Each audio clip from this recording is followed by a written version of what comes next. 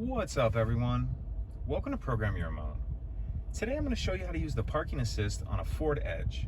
This is a 2020 Ford Edge here, but it will be the same on a few different years. So we're going to use the parking assist to parallel park in this space right here.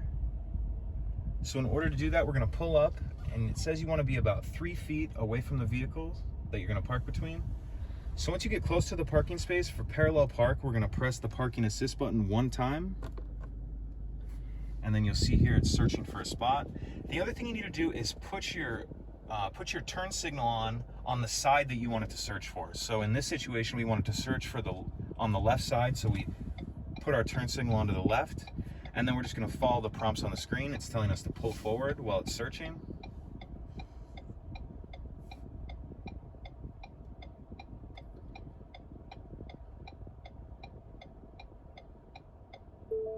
Okay, now it's showing us, it says space has been found. Please pull forward. Now it's saying stop the vehicle and release the steering wheel. We're going to shift into reverse. So from this point, it's going to do all the steering. The only thing I'm controlling is the gas and the brake.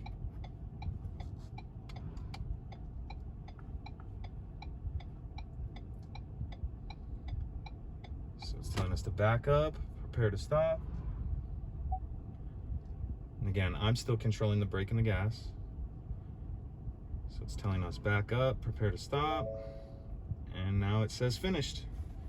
Put it in park, and that's it. Pretty simple.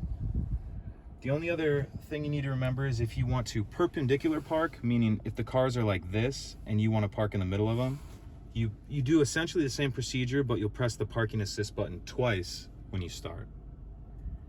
If you have any questions, please let me know. If you could take a second to like and subscribe, it helps us out, and I'd appreciate it. Thank you.